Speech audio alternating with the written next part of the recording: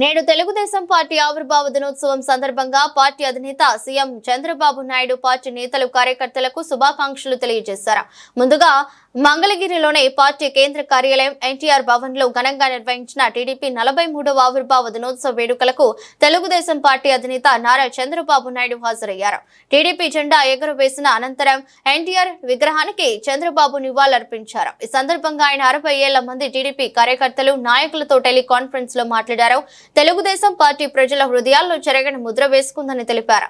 TDP ప్రజల కష్టాల నుంచి ఆవిర్భవించిన పార్టీగా చంద్రబాబు పేర్కొన్నారు. ఒకసారి మనందరం ఆలోచిస్తే 43 సంవత్సరాలు పూర్తి చేసుకుని 44వ సంవత్సరంలో అడుగుపెట్టాం. ఒక మహనీయుడి యొక్క విజన్ మామూలుగా అధికారం కోసం రాలేదు. రాష్ట్రంలో జరిగే పరిస్థితులన్నీ కూడా చూసిన తర్వాత శ్రేయోభిలాషులతో మాట్లాడాలి.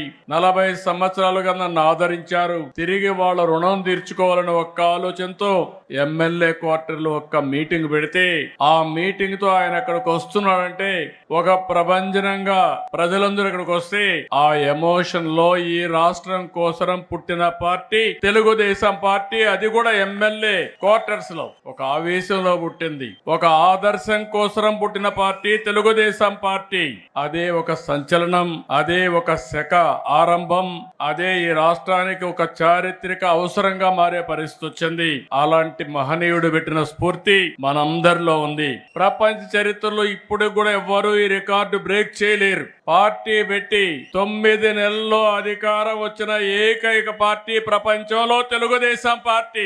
ఇంకొక పక్క ఎన్టీఆర్ లాంటి వ్యక్తి మళ్ళా పుట్టడు.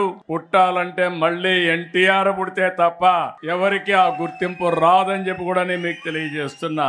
అంతవరకు రాజకీయాలు చూస్తే ఒక పరిపాలన, పెత్తందారి వ్యవస్థ.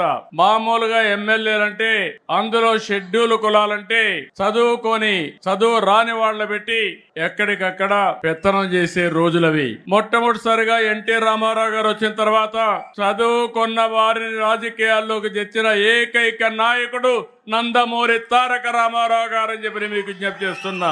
అది కూడా ఒక విజన్. రాష్ట్రం బాగుండాలంటే యువ రక్తం రావాలి. అంతవరకు ట్రెడిషనల్ గా ఉండే పాలిటిషియన్స్ పోవాలి. అదే మరిగా చదువుకున్న వ్యక్తులు రావాలని ఆ రోజు ఆలోచించిన వ్యక్తి ఎన్టీ రామారావు గారు.